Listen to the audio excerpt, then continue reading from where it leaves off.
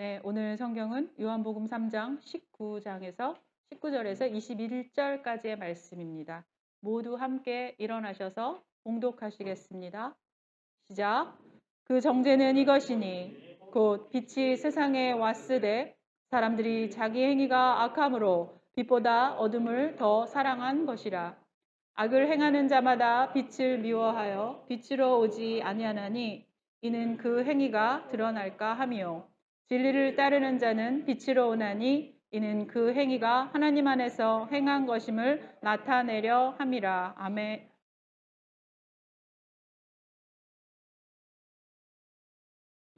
아멘. 감사합니다. 복된 주일 감사합니다. 오늘도 함께 예배를 드릴 수 있어서 참으로 감사드립니다. 요즘 나라 안과 밖에 소식들 참 어지럽고 무거운 소식들만 많이 올라오고 있죠. 정말 답답한 뉴스들이 참 많아요. 소식들이. 우리하고 공정하지 못한 일들, 악한 행태들이 가득한 그 소식들을 보다 보니까 정말 마음이 많이 힘들어요. 그래서 가능하면 저도 뉴스 예전처럼 많이 안 찾아보려고 하는데도 그럼에도 불구하고 참 마음이 무겁습니다. 최근 나는 신이다 라는 다큐 영화로 지금 한국 큰 이슈가 되고 있죠. 참 많은 뉴스가 올라오고 있습니다. 보신 분들 계실지 모르고 또 아직 안 보신 분들 계시겠지만 대한민국 현대사에서 스스로 자신이 메시아라고 부르면서 신의 그 행세를 하고 벌이고 있는 그 악행들을 고발하고 그 추적하는 다큐멘터리 시리즈예요. JMS 정명석, 신을 사칭한 이재록, 신나라 레코드 김기순, 또 박순자 같은 이런 사이비 인물들의 그 피해의 이야기들을 이렇게 추적해서 나온다고 합니다. 이 내용이 얼마나 충격적이고 기이한지 많은 분들이 차마 볼 수가 없었다, 마음이 너무 힘들었다 이런 말씀들을 지금 하세요. 사실 저도 아직 못 봤습니다. 같이 교계나 목사님, 신학자분들도 차마 끝까지 볼 수가 없어서 몇 번이고 중간에 멈추고 또 보고 멈추고 보고 할 수밖에 없을 정도로 굉장히 어떻게 말로 표현할 수가 없었다. 너무 힘들었다. 보는 것 자체만으로도 너무 힘들었다라고 말씀하세요. 유명한 사이비 교주들과 그 단체가 행한 이 악행들이 현대 이 시대에서 진짜 일어난 일이었는지 표현할 수 없을 정도로 굉장히 충격적이고요. 어떤 말로 표현할 수 없습니다. 그저 참담하다라는 말밖에 저희들이 할 수 없을 것 같습니다. 이야기를 만든 제작자 그 팀 역시 이것들을 편집하는 과정 이 일을 하면서 충격이 너무 심해서 며칠씩 누우면서 이 작업을 진행했다고 해요. 그럴 수 있지 않았을까 미루어 짐작해 봅니다. 얼마나 큰 파장을 불러올지 알 수 없지만 지금 벌써 다양한 말들이 올라오고 있어요. 내용이 너무 충격적이다 보니까 그 본질보다는 뭔가 더 선정적이라던가 너무 혐오스러운 장면들을 내보냈다 이런 것들을 좀 더 말을 하는 분들이 계시거나 아니면 그 피해자들에 대해서 어떻게 그런 걸 속을 수 있지? 바보가 아닌가? 이런 말들 이렇게 이해가 할 수 없다. 이런 말들 글들이 올라오고 있어요. 저는 피해자들에게 던지는 이런 말은 굉장히 좋지 않다고 생각합니다. 그렇게 하시지 않기를 소망합니다. 굉장히 위험한 말이에요. 죄를 저지른 자들이 악한 거거든요. 극악무도한 사이비 단체들은 이 교활하고 악행이 저희들의 상상을 초월하여 뛰어넘는다고 합니다. 지금 이렇게 적나라하게 드러난 일들로 인해서 많은 사람들이 충격에 빠졌고요. 지금 대한민국은 분노하고 있고 또한 더해서 두려움에 빠졌을 거라고 저는 생각합니다. 저 역시 이 내용을 다 보지도 못하고요. 이런 감정들의 소용돌이로 며칠 굉장히 힘들었습니다. 가장 먼저 이런 일들이 세상에 드러나게 된 것은 다행이에요. 피해자들 또 그동안 오랜 시간 이 일을 추적하면서 그 자신의 신변의 위험을 느끼면서까지도 이것을 세상에 드러내게 한 일들, 그분들에게 저는 감사할 뿐입니다. 오히려 저는 이 일을 세상에 알리기 위해서 노력하신 그분들을 위해서 기도해야 할 때가 아닐까라는 마음도 들었어요. 이런 일이 일어나면 세상 사람들은 종교라는 것에 대해서 심한 거부감을 느끼게 돼요. 무엇보다 사이비들이 스스로 "나는 메시아야. 나는 신이야. 난 예수야."라는 말을 했기 때문에 기독교에 대해서도 모르는 사람들은 동일한 눈을 가지고 바라보고 혐오와 거부의 마음을 가질 수 있어요. 저희 같이 기독교인조차 이 엄청난 사건들 앞에서 어쩌지 못하고 이렇게 무섭고 두렵고 떨리고 뭐라고 표현할 수 없는 이 분노와 혐오의 마음이 함께 와서 참 힘들고 버겁잖아요. 죄에 대해서 분노하되 죄에 대해서는 거룩한 분노를 가지되 우리는 내 마음을 지켜내야 합니다. 우리는 빛 대신 예수 그리스도를 가진 자들입니다. 세상에서 아무리 이런저런 말들을 한다고 해도 우리가 가진 빛 대신 예수 그리스도를 붙들어야 합니다. 우리가 믿는 기독교는 예수님이 그리스도이심을 믿는 신앙이에요. 어둠의 세력은 예수님의 이름도 하나님의 이름조차도 오염시켜 버렸습니다. 그래서 사이비 단체나 혐오스러운 단체가 생각나게 해서 믿지 못할 것이라는 생각을 들게 해버렸어요. 귀한 하나님의 이름이 사이비 단체의 이름이 되어버렸고 예수님 이름이 너무 하찮게 땅바닥에 떨어져 버리는 이 혐오의 단어로 되어버린 이 지금 현대 시대의 행태가 저희는 애통하고 애곡해야 할 일입니다. 이미 다큐의 파급력으로 인해서 이 사이비 단체가 대학교 안에 포교 활동을 하던 이 동아리들이 수십 개, 수백 개가 되어 있는 것들이 지금 알려지고 있어요. 계속 이름들이 지금 드러나고 있는데 근데 이것으로 인해서 지금 현재 대학가 새 학기잖아요. 3월 새 학기잖아요. 새로운 친구들의 관계를 갖지 못하게 하고요. 동아리 모임이나 이런 건전하고 건강한 이 공동체 생활을 못하게 의심과 사람을 의심하게 하고 의욕을 품게 하고 서로를 미워하고 혐오하게 하는 이 마음이 벌써 많이 번져나가고 있습니다. 하나님을 대적하는 세력이 원하는 것들이 서로 믿지 못하게 하고 분열하게 하고 미워하게 하고 혐오하게 하고 서로의 마음을 나누지 못하게 하고 이게 아닐까 생각해요. 사람이 사람을 믿지 못하면서 서로를 의심하고 이런 마음들이 가득한 세상이라고 한번 상상해 보십시오. 그게 지옥이 아닐까 싶어요. 우리가 믿는 예수 그리스도의 십자가의 사랑은 그 사랑과 은혜는 어두운 세상 속에서 너무나 처참하게 그 이름과 뜻이 바닥에 떨어져 버렸어요. 사실 우리는 먼저 거룩하신 아버지 하나님, 그 예수 그리스도의 선한 사랑이 이렇게 세상 속에서 폄하되고 오해되고 오히려 혐오의 단어가 된 것에 애통한 마음이 있어야 하는데 얼마나 많은 분들이 지금 이 마음으로 기도하고 있을지 전 잘 모르겠습니다. 우리가 기도해야 할 건 역시 이런 것들을 위해서 기도해야 할 때입니다. 당장 눈에 보이는 어떠한 감정들을 넘어서서 지금 우리가 무엇을 바라보아야 하고 무엇을 생각하며 기도해야 하는지 그것을 깨달아 가야 할 때라고 저는 생각합니다. 우리는 어지러운 세상 속에서 흔들리지 않는 믿음과 확신을 가지고 있어야 합니다. 우리가 믿는 예수 그리스도는 빛이요, 진리요, 생명이라는 확신이 있어야 합니다. 교회는 우리의 신앙이 흔들리지 않도록 함께하고 서로 격려하고 손을 잡고 사랑을 나누며 계속해서 우리의 신앙이 함께 나아갈 수 있어야 합니다. 이것이 교회 공동체가 필요한 이유이겠죠. 처음으로 기독교인이라 불렸던 사람들이라는 책이 있어요. 제가 공부하면서 읽었던 책인데 이 책은 서기 3세기까지 사람들은 초기 기독교에 대해서 참 이상한 종교다라고 생각했다고 말합니다. 서기 30년경에 새로운 종교운동이 하나 등장합니다. 처음에는 로마가 다스리던 유대 땅에 유대인들이 구성원이었어요. 이 사람들의 신앙의 중심으로 이 사람들의 그 신앙의 중심에는 예수라는 사람이 있었습니다. 이 사람들은 그리스도교라 불리며 알려지기 시작했어요. 예수라는 사람을 메시아로 믿으며 따르는 사람들이 있었습니다. 일부 유대인들은 자신이 믿는 그 전통적인 종교, 하나님을 믿는 전통적인 그 종교와 다르다고 생각해서 예수를 따르는 무리들을 비난하기 시작합니다. 예수님은 유월절 기간 동안에 계속해서 예루살렘에서 병든 자를 고치시고 귀신을 내어 쫓고 5천 명을 먹이시는 것 같이 이런 표적과 이적을 행하셨어요. 많은 사람들이 이적을 보고 예수님을 믿게 됩니다. 니고데모는 유대인이었으면서 그 중에서도 바리새인파에 속한 종교 지도자였어요.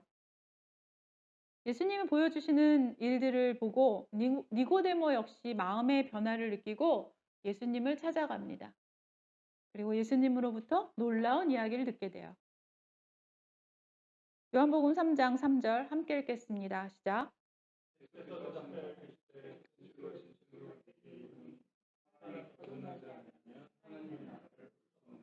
아멘. 유대인 종교 지도자였던 니고데모에게는 도대체 상상할 수 없는 이야기인 다시 태어나지 않는다면 하나님 나라에 들어갈 자가 없느니라 라고 말씀해 주십니다. 예수님께서 말씀하신 대로 인간이 다시 태어나게 하기 위해서는 마치 모세의 노뱀을 든 것 같이 예수 그리스도께서 십자가에 달려 죽으시는 것이었어요. 인간이 하나님의 자녀가 되는 이 권세를 가질 수 있는 것은 내 죄를 위해서 십자가에서 나를 대신해서 죽음 당하신 그 예수 그리스도의 은혜를 믿는 것, 그것만으로 가능한 일입니다. 우리가 가진 복음이 바로 이것이에요. 하나님 나라를 보는 것과 하나님 나라에 들어가는 것은 예수 그리스도로 인해서 거듭남을 한 사람들에게 주어지는 거예요. 요한복음 3장 16절 너무나 유명한 성경 구절입니다. 함께 읽겠습니다. 시작.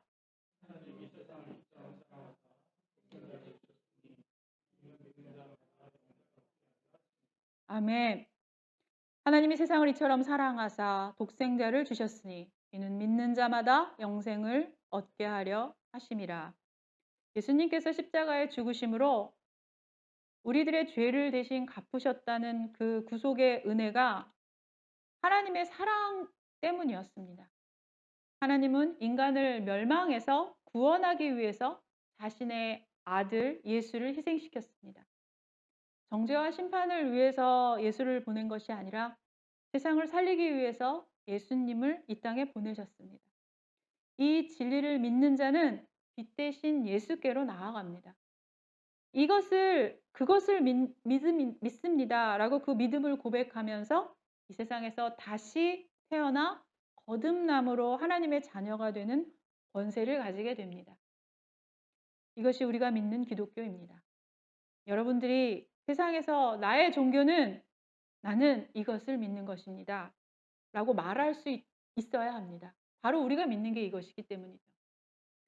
이것에 대한 확신을 가진 자가 바로 크리스찬입니다. 여러분들이 이것이 흔들리시면 안 됩니다. 종교라는 것은 인간이 어떤 신에 대해서 숭배하는 마음을 가지고 삶의 궁극적 의미를 부여하는 어떤 활동이다. 이렇게 정의하더라고요. 역사적으로 불교나 힌두교나 또 다른 여타 많은 종교에서는 유일한 신에 대한 개념의 종교가 아니었어요. 로마 당시에도 수많은 크고 작은 신들을 섬기며 자신의 복락을 기원했습니다. 이 많은 종교의 행위를 하는 것들을 보면 그 신이라는 존재와 이렇게 우호적이고 서로의 관계를 갖는 것이 아니라 신이라고 여기는 그 신들의 심기를 건드리지 않고 그 신들의 화나 분노를 피하고 그 신의 마음을 달래는 것이 거의 대부분이었어요. 이게 종교 활동이었습니다. 이게 종교였습니다. 거의 지금 전 세계의 모든 종교 행태들이 거의 이거예요. 과거부터 지금까지.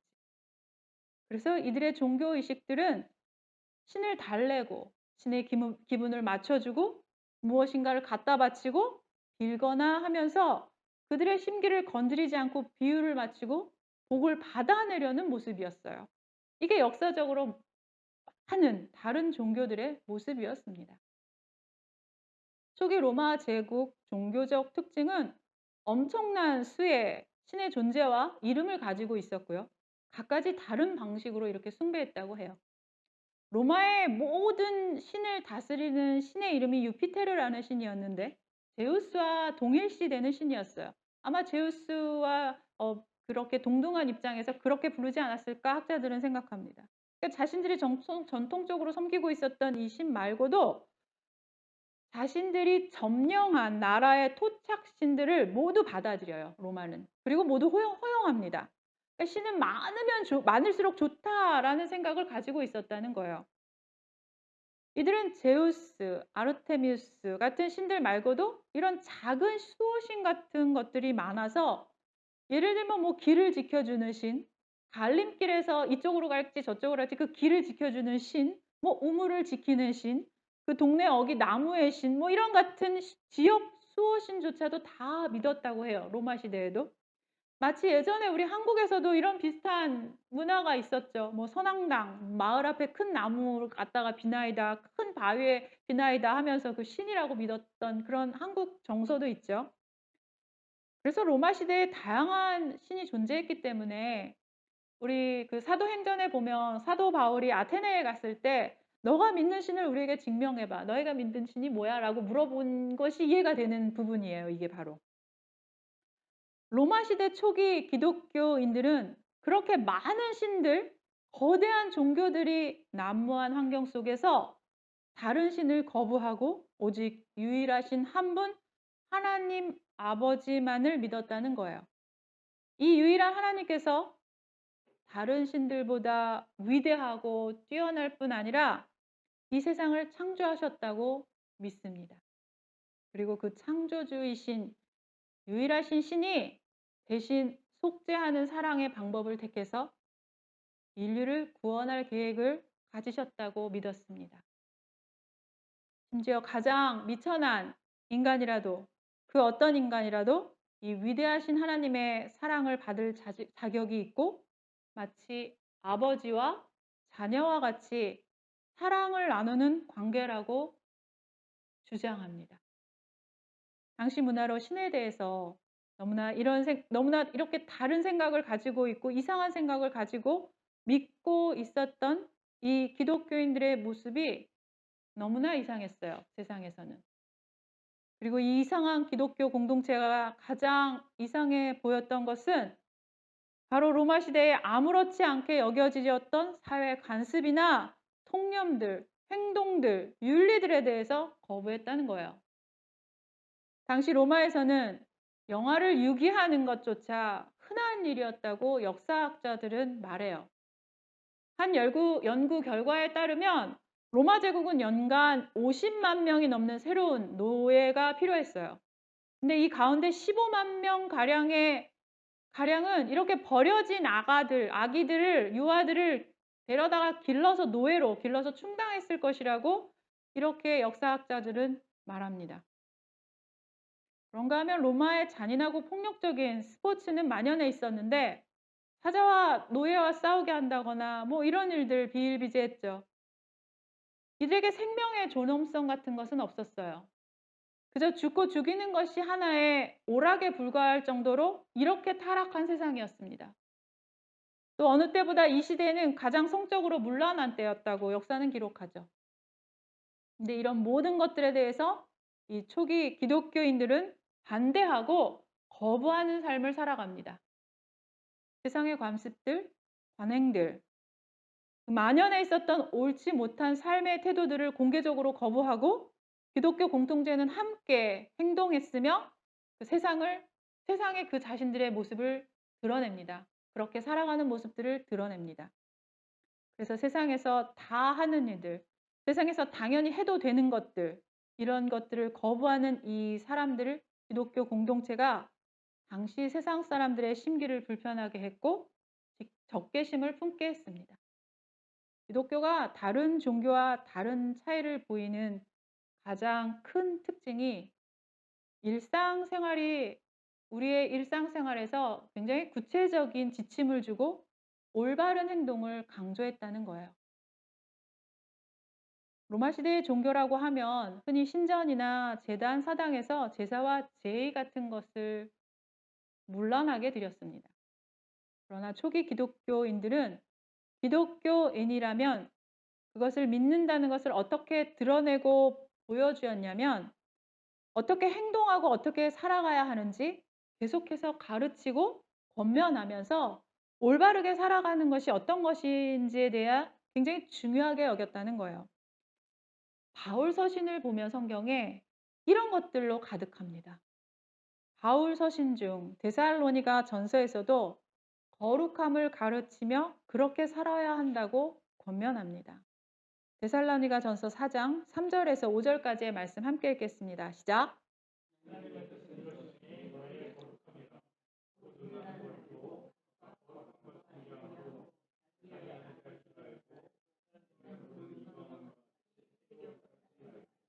아멘, 아멘입니다. 이 내용이 당시 문화와 관습으로 본다면 얼마나 파격적이었는 건지 모릅니다. 로마 시대 역시 남성 중심 사회였고요. 성적인 문제나 행동 규범 역시 이중 잣대를 가지고 적용되었어요. 여자들과 남자를 다르게 잣대를 가지고 적용했습니다. 마치 우리 조선시대 남자들에게는 많은 자유롭게 행하던 것들이 여자들에게는 아녀자는 뭐 큰 죄야 뭐 이랬던 것들처럼 말이죠. 근데 바울은 예수 그리스도를 믿는 우리는 거룩함과 존귀한 존재로 그것이 남성에게서나 여성에게서나 동일하게 남편에게나 아내에게나 동일하게 적용되고 있다고 말하고 있어요. 이런 윤리들을 계속해서 가르친 게 기독교 종교였다는 거예요. 예수님께서 공생의 기간에 제자들과 함께 몸소 보여주신 것들, 신분의 차이가 없이 죄인이나 세리나 강도나 그 모든 죄인들과 신분의 차이 없이 한 식탁에 모여서 식사를 하는 것 같은 이 당시에 너무나 이상하고 파격적이고 기이해 보는 일이었거든요. 요즘 기독교를 걱정하는 교계에서 나오는 목소리가 지금 현대 교회는 기독교의 교리가 사라졌다고 합니다. 예전 선조들이 믿었던 기독교는 아무리 세상에서 뭐 이런저런 문제가 되지 않는다고 해도 성경의 가르침에 위배되는 것들은 용기 있게 거부했고요. 올바른 도덕과 윤리로 살아갔어요. 근데 요즘 현대 기독교에서는 이 우리 현대 기독교의 몰락의 이유가 이 기독교의 교리가 점점 사라져 버렸기 때문이라고 얘기합니다.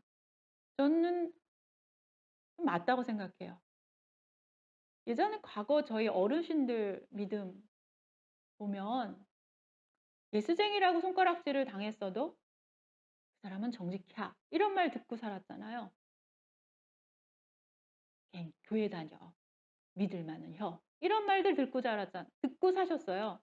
예수쟁이라고 손가락질을 당했을지언정 교회를 다닌 사람들은 늘 정직했고요. 도덕적, 윤리적으로 항상 바른 정도를 걸어가는 사람들이라고 생각했어요. 근데 지금 어떤가요? 지금 나의 모습은 그런가요? 전 좀 반성해 봐야 한다고 생각해요. 우리 기독교가 어디서부터 힘을 잃었는지 우리 정말 다시 일어나야 될다라고 전 생각합니다. 기독교는 이렇게 하나님의 거룩함을 닮아가는 것을 가르치고 배우며 그 모습으로 살아가는 사람들의 공동체였습니다. 공동체입니다. 기독교가 신자들에게 중요한 책임과 의무로서 올바른 행실을 강조하고 이런 것들에 대해서 세세하게 가르친 것, 이것이 그 수많은 종교들 중에 수많은 그 신을 섬긴다는 종교들 중에 우리 기독교만의 독특한 특성이었다는 거예요. 역사적으로 종교라는 것은 신들에게 동물을 바치는 제사를 하거나 신들을 경외하고 그들의 마음을 달래고 신들의 마음을 사기 위해서 온갖 행위를 하는 것이었다면 기독교는 지금 우리가 말하는 올바른 윤리라고 부르는 것들을 예를 들면 타인을 위해서는 어떻게 대해야 하는가? 가족들과 어떻게 지내야 되는가? 사업을 할 때 어떻게 해야 하는가? 하나님의 자녀로서 한 사람을 어떤 인격체로 바라봐야 하는지, 대해야 하는지 이런 것들을 가르치는 유일한 종교였다는 거예요, 당시에. 고린도전서 5장 11절, 12절 함께 읽겠습니다. 시작.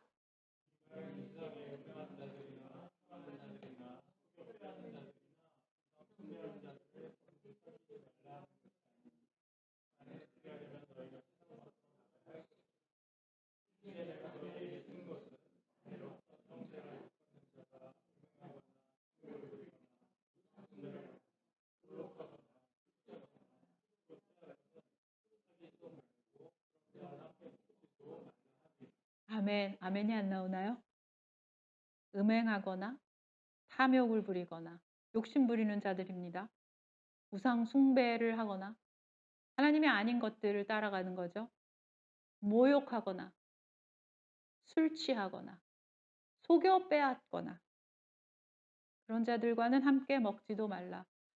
세상 사람들의 죄가 가득해요. 11절의 말씀은. 그들을 안 만나고 살 수는 없어요. 세상 사람들은 이 일들을 이렇게 행합니다. 이런 죄인들입니다. 세상 사람들은. 근데 여기서 나오는 형제라는 것은 단지 이런 그 혈육을 말하는 게 아니에요. 기독교 안에 그 기독교 안의 공동체 신자들을 말해요. 신자라고 하면서 이런 악행을 계속해서 저지르는 자들은 멀리하라는 내용이에요. 이 일은 하면 안 되는 일이에요. 신자들은. 누군가를 속이거나 누군가를 모욕하거나 탐욕을 부리거나. 탐욕이 뭐예요?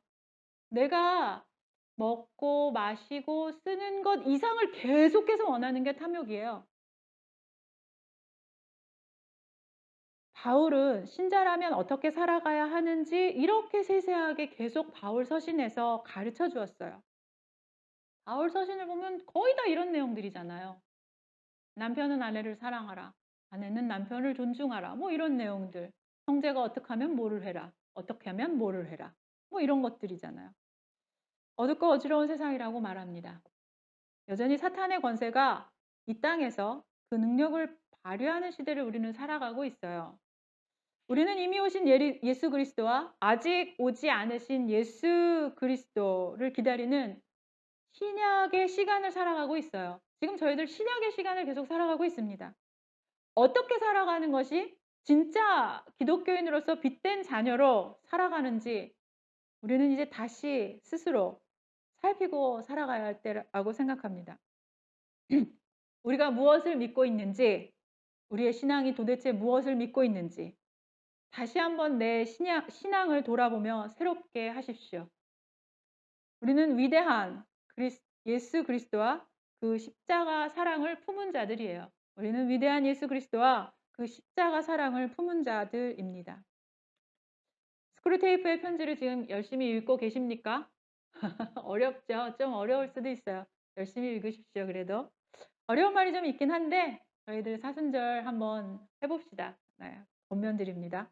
거기에 이런 말이 나옵니다. 영성을 없앨 수 없다면 부패시킬 수밖에 없다. 이것이 바로 사탄의 전략이에요. 사탄은 지금도 한 영혼을 파멸로 몰고 가려고 정말 열심히 일하고 있습니다. 온통 어지럽고 참담한 소식들이 가득한 요즘이죠. 사랑하는 여러분, 우리는 깨어 있어야 합니다. 우리가 무엇을 믿고 있는지, 우리가 가진 것이 도대체 무엇인지, 그 파워가 무엇인지, 그 능력이 무엇인지 깨어 있어야 합니다.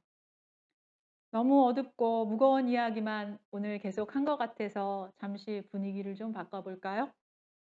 얼마 전에 제가 우연히 왜 그 영상이 제가 보게 됐는지는 저는 모르겠어요. 악동 뮤지션 아시나요 혹시? 그 영상을 하나 보게 되었어요. 악동 뮤지션 이름은 들어보셨을 거예요.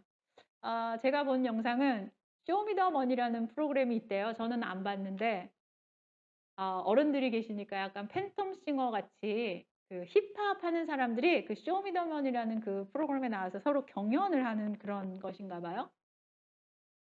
거기서 이제 그 경연하는 한 참가자와 이렇게 함께 협업을 하는 팀으로 유명한 사람들을 이렇게 불러서 같이 협업해서 뭐 이런 경연을 하는 형식이었나 봐요.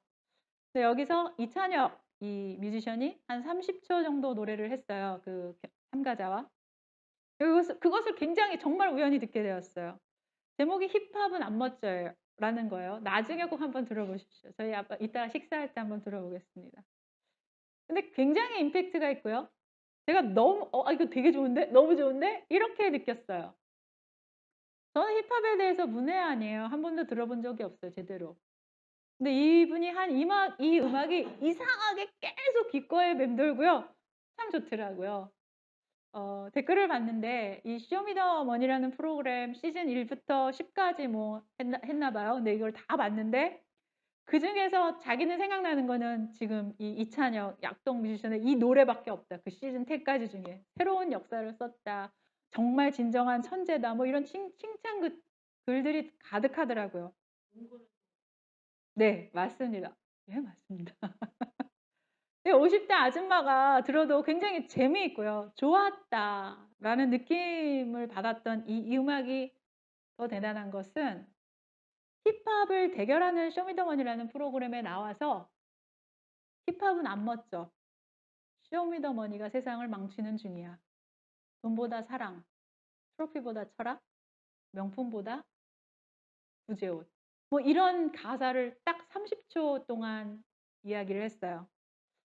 근데 그게 모든 사람의 마음을 움직였다는 거예요, 그 경연대회에 있던.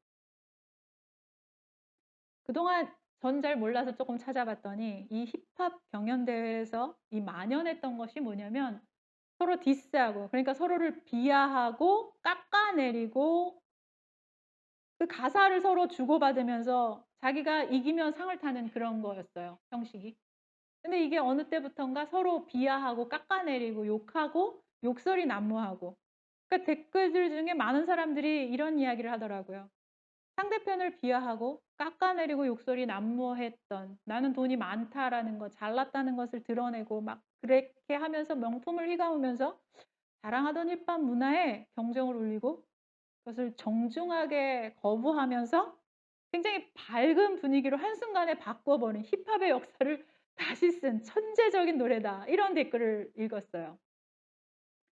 제가 이분을 잘 몰라서 몇 가지를 좀 찾아봤어요, 영상들을. 물론 이 남매 아까 권사님 말씀하신 것처럼 악동 뮤지션이라고 나올 때부터 저는 응원했었고요.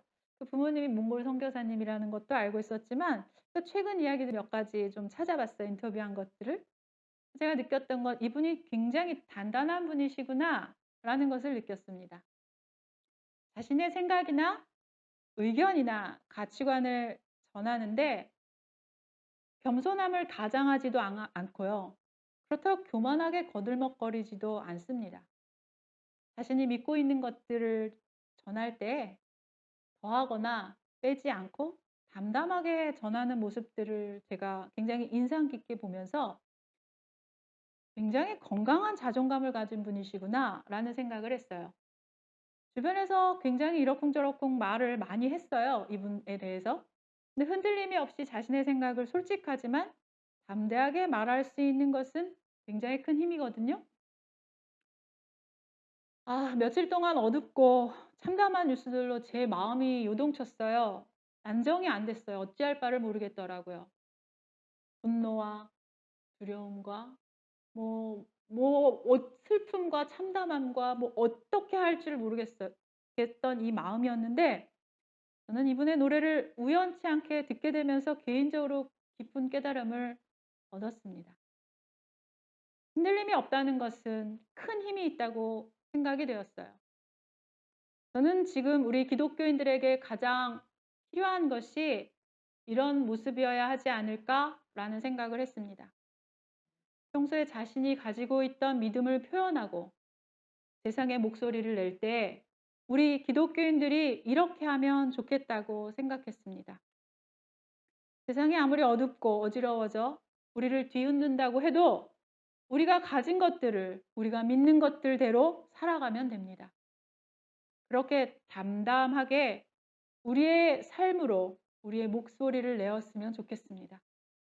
그것이 이 어두운 세상 속에서 오히려 한 줄기 빛과 같이 보여줄 것이라고 저는 믿습니다.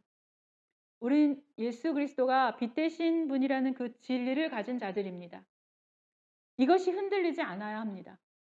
이렇게 흔들리지 않는 빛 되신 예수 그리스도를 가진 우리는 세상에서 휘몰아치는 어떤 일에도 흔들리지 않습니다. 우리가 가진 성경은 정직하고 담대하게 진리를 가르칩니다. 세상과 구별된 삶을 살라고 가르치고 권면하면서 우리를 계속해서 성숙한 모습의 주님의 자녀가 되게 합니다. 우리가 가진 것은 이것이기에 알지 못하는 사람들이 어떤 말을 하던, 세상에서 어떤 소용돌이가 휘몰아치던, 어떤 시선으로 바라보던 담대하고 담담하게 우리의 모습대로 살아가면 됩니다. 그것이 바로 오늘 말씀대로 빛을 사랑하는 자들이 빛으로 나아가는 것입니다. 빛을 거부하는 것은 그것으로 이미 심판받은 자들이라고 오늘 성경은 말씀하십니다. 우리가 자랑할 것은, 우리가 담대할 수 있는 것은 우리가 빛 대신 예수님께 매일 가까이 가는 자들이라는 거예요. 빛 대신 예수님께로 가는 우리들의 일상의 삶의 모습들은 어두운 세상 가운데 분명 그 모습 그대로 빛이 될 것이라고 믿습니다. 어디로 가야 할지, 어떻게 살아야 할지 모르는 자들에게 우리의 보여줄 것은 바로 이것이에요. 우리가 증인된 자로 기독교인입니다 라고 드러낼 수 있는 것이 우리가 이렇게 빛된 모습으로 살아가는 것들입니다. 사랑하는 여러분, 어지럽고 어두운 세상 속에서 우리는 예수 그리스도의 빛을 가진 자로 그 밝음으로 담대하게 살아가시길 축복합니다. 기도하시겠습니다. 주님 말씀을 받습니다. 저희는 이미 오신 예수님과 아직 오지 않으시는 예수 그리스도를 기다리는 시간을 살아갑니다.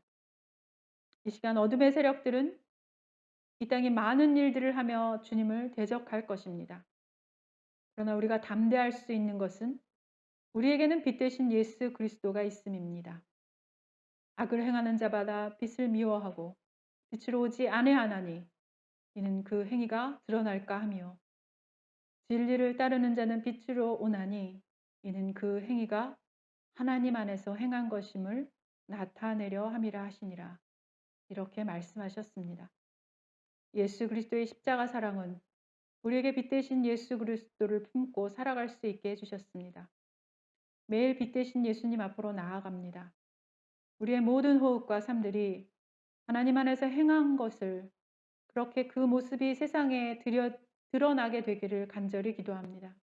주님 우리에게 담대함을 주시고 빛된 자녀가 되게 하심에 감사합니다. 우리를 위해서 십자가 죽으심으로 사랑을 주신 예수 그리스도의 이름으로 기도합니다. 우리 구주 예수 그리스도의 은혜와 하나님의 사랑과 성령의 교통하심이 성도들의 머리 위에 이제로부터 영원토록 함께할지어다.